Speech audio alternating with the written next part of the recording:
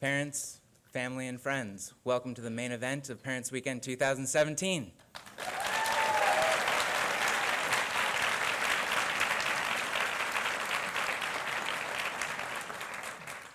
Today's commencement speaker, Jay Yarsiah, comes to us from Liberia, West Africa. Jay grew to manhood amidst a 14-year civil war and genocide.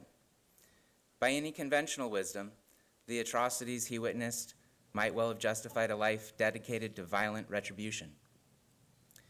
Yet Jay chose a different path, dedicating his life instead to the cause of human rights in his troubled nation and in Africa as a whole. Delphian exists to empower young adults as agents of positive change through reason, creativity, and integrity. We have found a kindred spirit in Jay, a voice for hope, responsibility, and redemption in a world that can and will only endure through such qualities. Please welcome today's commencement speaker, Jay Yarsiah.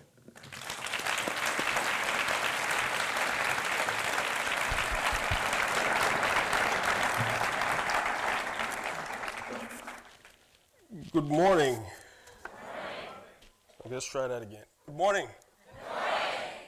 Good. Don't worry about that side story you just heard.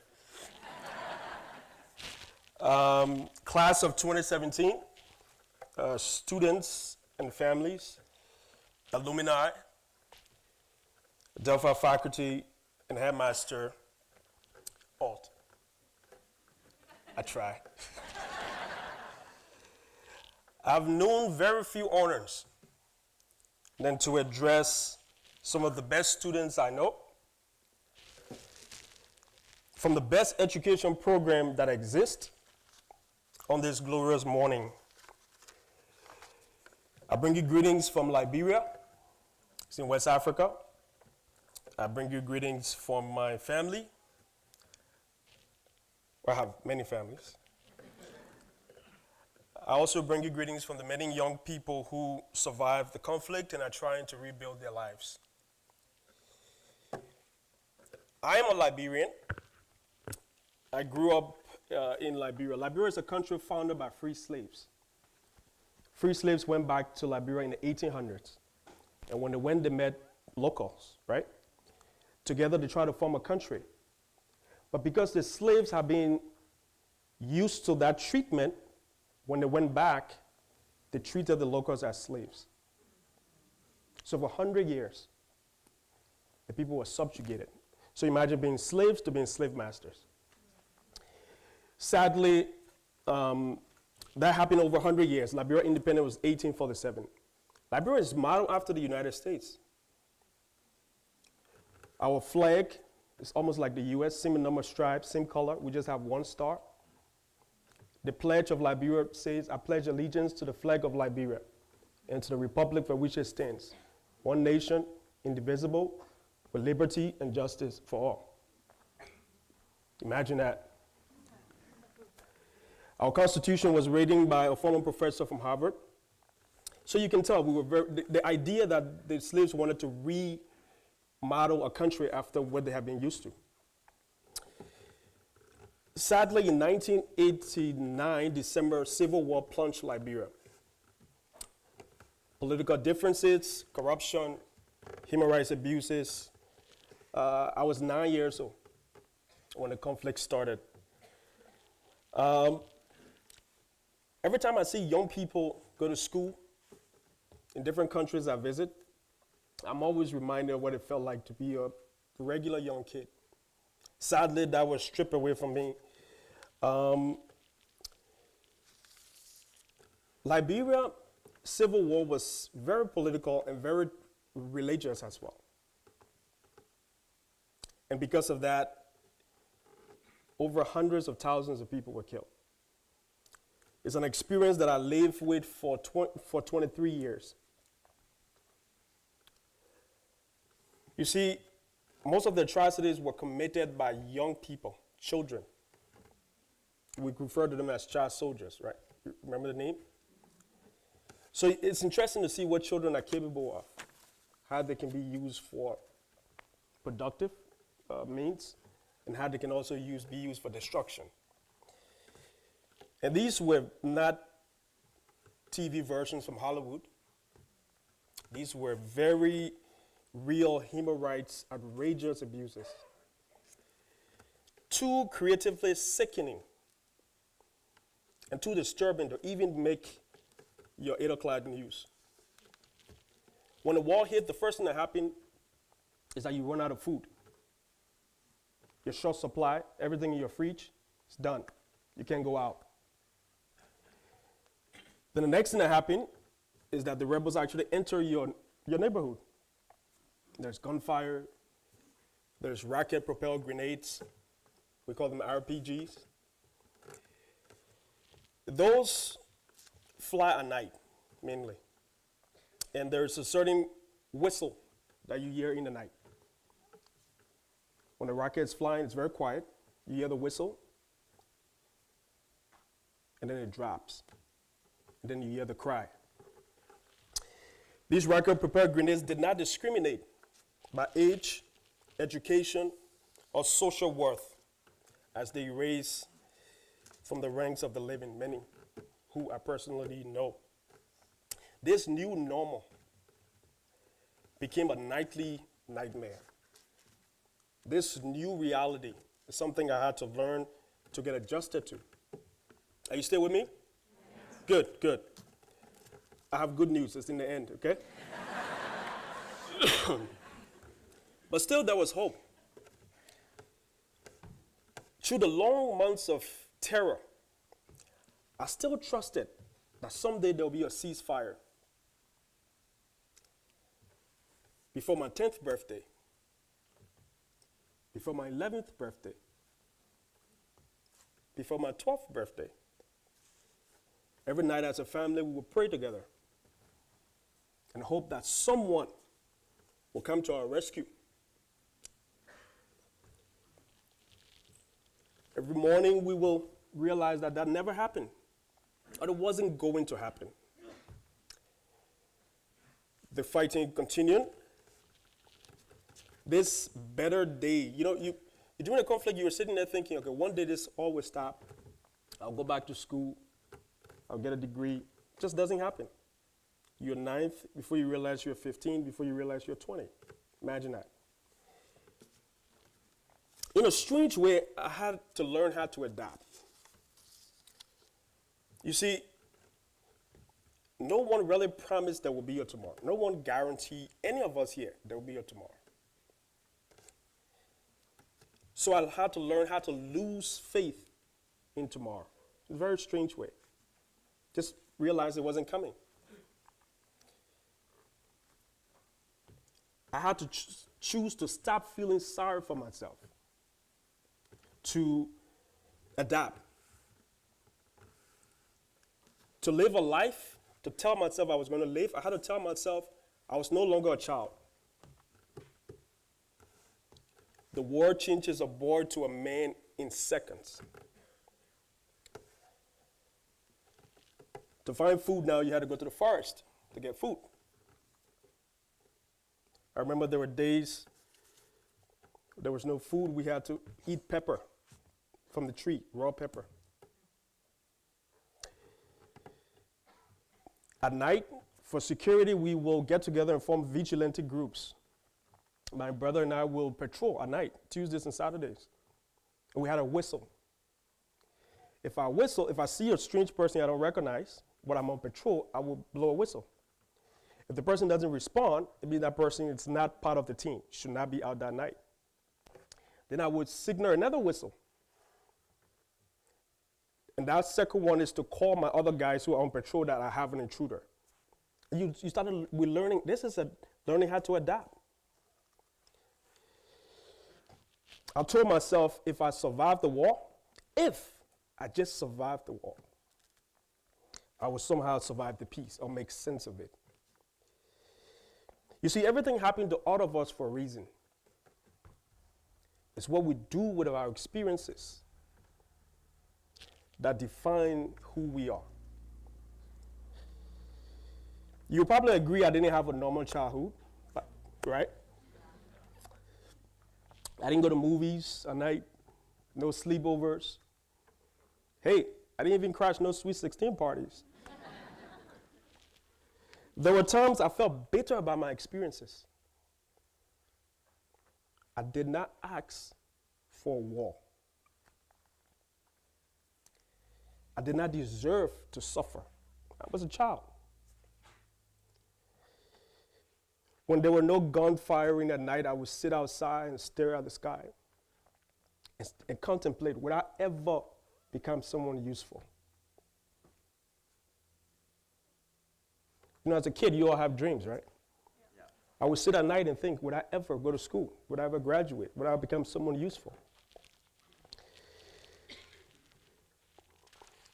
There were times I even said to myself, maybe I should join the rebels. Why suffer? Because, I mean, if you see kids with guns, they have power. They could do anything. When I was born, my name wasn't Joseph. My name was Sekou, S-E-K-O-U. Sekou belonged to a Mandingo Muslim tribe in my country. And that tribe was being persecuted during the Civil War. In 1990, as my family crossed into neighboring Sierra Leone, you know Sierra Leone, Blood Diamonds, that country. It's on the west of Liberia. So my family, I had to walk across the border. At the border, there's a military checkpoint. It's like immigration checkpoint when you come into the U.S. There are no air conditioning, sorry. It's like you're on the path, and there is a checkpoint. A checkpoint is mainly bricks, stick, cross. There's a guy sitting there who's a general, other guys with guns. And you have to take a test. Usually they'll ask you for your name, what tribe you come from, what is your religion, where you worked before, just trying to make sure you are who you are. And then there's one guy who determined whether you live or die. And that person in 1990 was a 14-year-old general. Now, if you're a 14-year-old general, what does that mean? Let's break that down, okay? Please don't be sad. Just hang with me, okay? You earn ranks in the military during the Civil War. You earn ranks based on two things. How many people you can kill and how fast you can kill them. That's how you earn ranks. So a rebel leader can determine and say, look, if I want to take over San Francisco, I will send Mark. Mark can do it, right? That's how it works, and that's how you earn your rank. So to see a 14-year-old general, that was no longer a kid. That's one thing we learned. I wasn't a kid anymore. This 14-year-old general was asking questions. My dad remembered while we were on one line that my name is Sekou. Well, my name is still Sekou. Well, you see, my dad would name his children after African presidents and radicals, I call them. So my sister is named Winnie Madikizela after Winnie Mandela. You still with me? Good. My twin brother is named Stephen Biko after the South African activist. Me? I don't know if it was a punishment or something. He named me Mabutu Sese Sekou after an East African president. But to a 14-year-old general, that means nothing. You're just a Muslim kid. So a few minutes before our time, my dad is standing there, and he's kicking me in the back. Change your name, change your name. Now, think about this. 9 to 10 years old, change your name, we gotta have a conversation. We gotta chat. You gotta tell me why. Then you gotta tell me what kind of name you want. Then I might need time to think about it. Sadly, we didn't have that time. And I remember Joseph from Sunday school. And that's why my name is Joseph today. When we crossed the border, which is another story, my dad asked me if I wanted to change my name back. And I said no. You see, Sekou never crossed that border. Joseph reminds me of what war can do to you. Are we good? Yeah. Good. Sorry. I had to slide that one in. I'm off script. Finally, the war ended in 2003. 14 years. I was 9 when it started. 23 years old now. The United Nations sent hundreds of troops to Liberia, 15,000 military troops, to maintain some sort of order. Here I was, without purpose, without any life skills. convinced I was a victim. Nobody could change my mind. Without the constant threat to my life, I begin to wonder, what do I do now? Because when you get used to war and it's gone, what do you do with peace? There's stability. What does that mean? How do you make sense of it? What am I supposed to do? I'm used to being on the run. Trust me, surviving the peace is even sometimes harder than surviving the war. The hardest thing I've ever done in my life was to change my mind. I realized that there was actually no distinction between those who perpetrate the violence and those who they victimize. I'll say that again. I realized that there is no real distinction between those who actually perpetrate violence and those who they victimize. No one is born wicked. No one is born a rebel.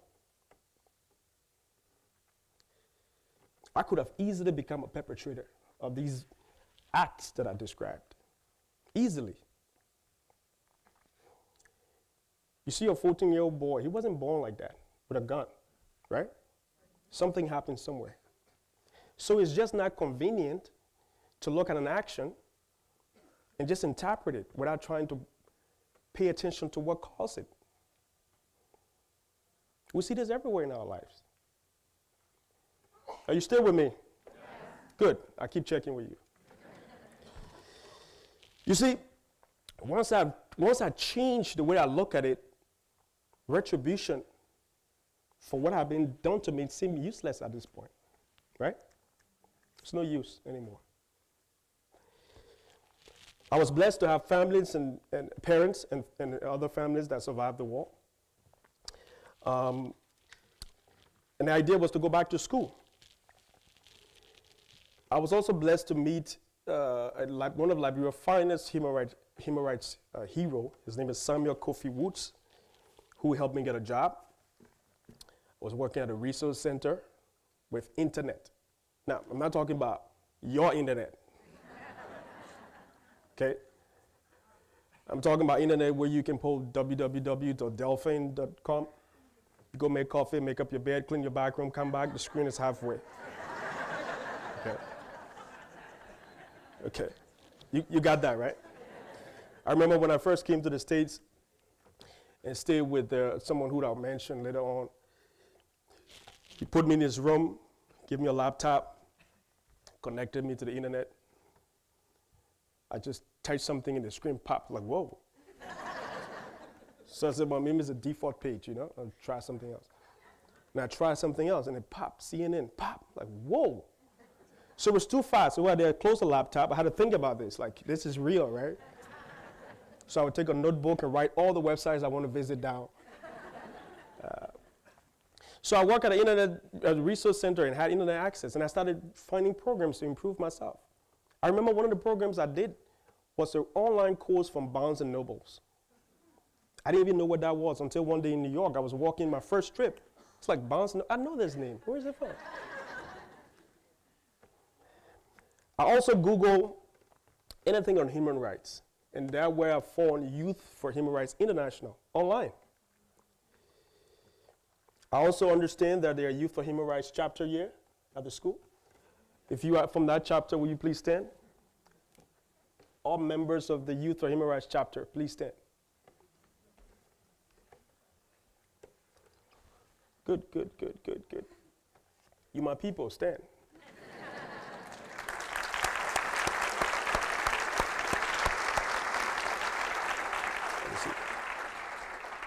What you guys do is amazing. You keep doing what you do, okay? In July 2015, the sad part is almost over, okay? I promise. Youth for Human Rights was holding a regional conference in Ghana. Ghana is 2 countries away from Liberia. Liberia, Côte d'Ivoire, that's in French. In English, is Ivory Coast. And then there's Ghana. So Kofi Woods helped me get a plane ticket. I went to Ghana. At that point in time, Africa was just a continent of workshops and trainings. So I was like, hey, I'm going to go to Ghana, eat some food, take some pictures, fly on an airplane, go back home. I met a human rights lawyer named Tim Bowles. Tim, will you please stand for a second?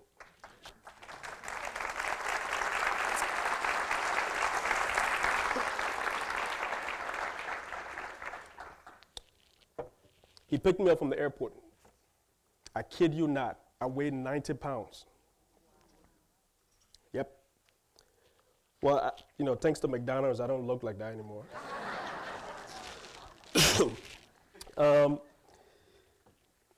We spent the next few days in Ghana talking, and you can say the rest is still unfolding. Together we created, with other leaders as well, we created what we call the African Human Rights Literacy Campaign. And what that is was taking a group of young people, most of them ex-combatants, working them in groups, and then introducing them to a later age technology. And we designed a program that actually empowered them so they can go out and teach other young people about the importance of human rights. Because you see, that was the underlying effect of the Civil War. Okay?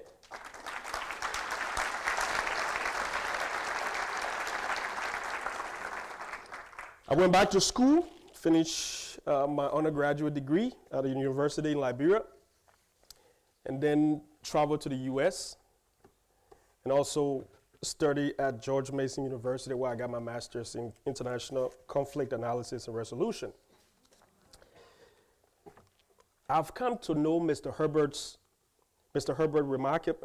work and his remarkable contribution to humanity. Delphian has been using Mr. Herbert's philosophy since its founding. My discovery of this technology has opened new doors I never thought was possible, even in a faraway country like Liberia. You see, with his technology, we don't just hold the keys to making lives better. We do hold the keys to saving lives everywhere around the world. And so in 2014, we teamed up with Applied Scholastics to confront the missing vital ingredient of education. Education is vital for Liberia, for Africa, for the world's survival. We need to make human rights to education, real education, one of literacy and competence. We need to make it a fact, not an idealistic dream. A few years ago, Liberians were lacking an unspeakable, brutal war. Right now, we are almost, and we're getting close to establishing an Applied Scholastic Center in Liberia.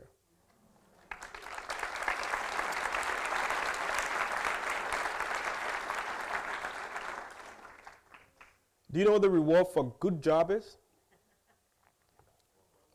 More work, right? You get that right. So you see, we face huge challenges. Our success necessitates reaching a vast majority of youth in a country of over 4 million people, half illiterate. Yet I promised myself if I survive the war, there was the peace now, right? I had to make sense of it. I'm here today to thank you. Albert Einstein once observed that we cannot solve the problems we face using the same level of thinking we were at when we created them. I'll say that again. Albert Einstein once observed, we cannot solve the significant problems we face with the same level of thinking we were at when we created them. First, this is a big statement, right? So let's break it down a little bit. You still with me? Yeah. Okay. First, it suggests that there might be such a thing as a higher more effective level of thinking. Second, it poses that we have created this problem, and so we are responsible for overcoming today's social ills by our most powerful weapons. What are those? Intelligence, innovation, and above all, the courage to apply these for the good of all. I've come to Delphi to thank all of you. First, I want to thank the founders and staff for your vision and your persistence. All staff, will you please stand?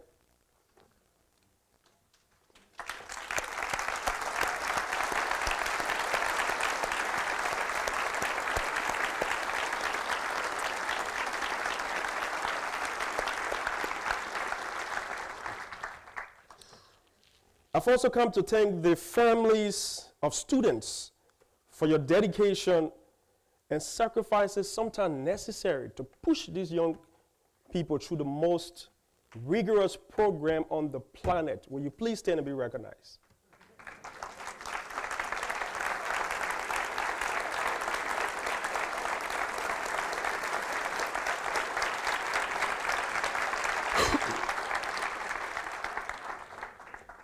Above all, I've come to thank you, our graduates.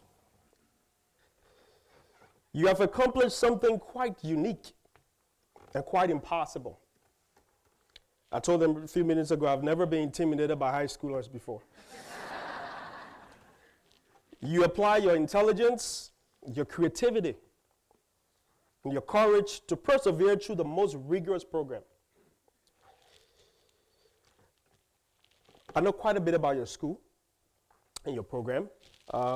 As you may know, my mentor, Tim Bowles, and my American Jewish mom, Rhoda, helped establish the Delphian School, with Rhoda serving as staff for over 30 years.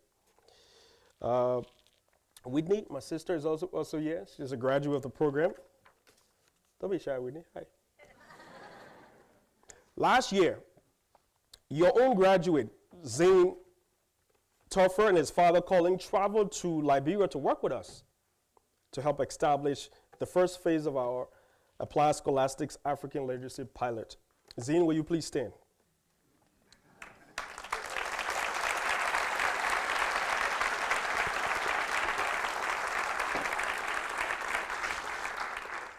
You see, I sat back and watched Zane, an American high schooler, introduce applied scholastics study technology to university students and graduates in Liberia. That, frankly, impressed me. What kind of program could possibly produce a leader like this young man, way beyond his years? To all of you, never keep silent, ever. Best advice. Thank you, Zane. Now, having been on campus for several days and knowing the graduating class, this is the program that is going to change the world. You graduates and I share something important.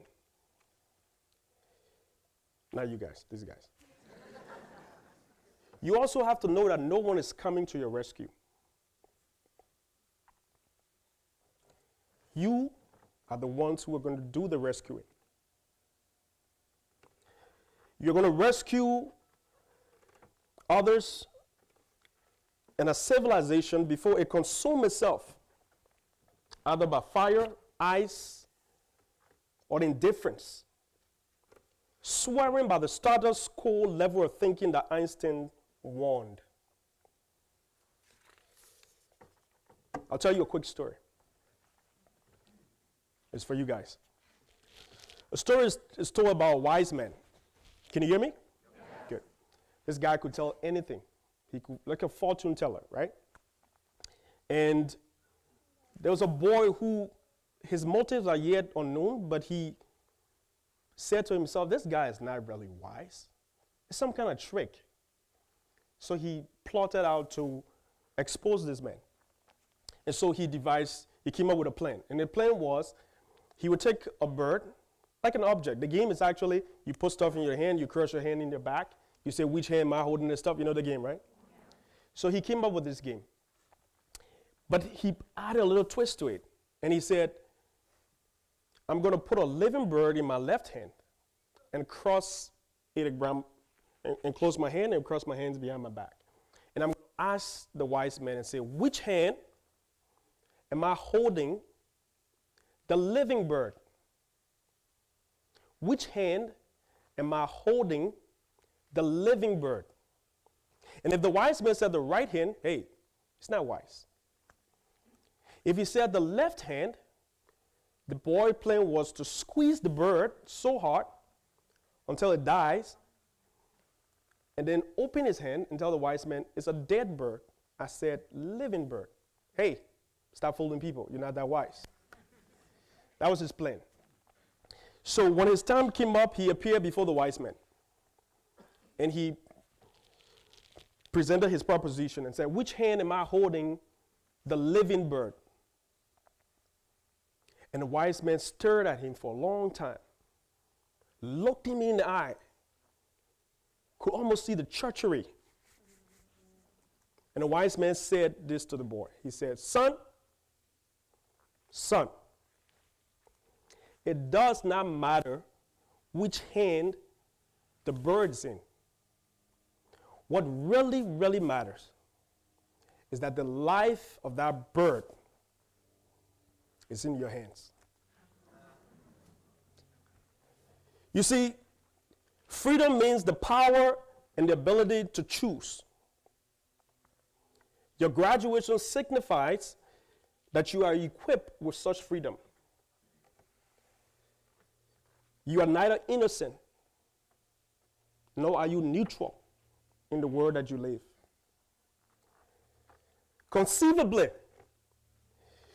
you could choose to be catalyst for destruction, segregation. Conceivably, you could opt to be animators for social change and human decency. From our perspective, you choose to do the only one true thing worth living for. Please choose to help. Never lose sight of the responsibility that comes with knowledge. And never, ever underestimate your ability to impact the lives of others.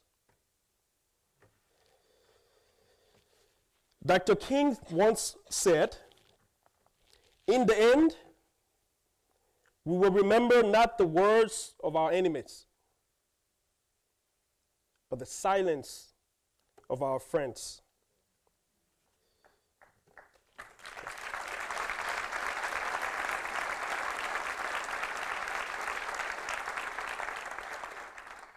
You are fortunate people. You face a world fighting to survive against seemingly impossible odds. You know that there's so much work to be done. Will you please stand? So let it be said that the graduating class of 2017 Delphian School left the hilltop, this hilltop, not merely determined to someday reach some pinnacle of leadership, invention, and inspiration in some generation to come. But let it be said that you embrace it with such awesome responsibility, now and for always. Ladies and gentlemen, your graduating class. Thank you.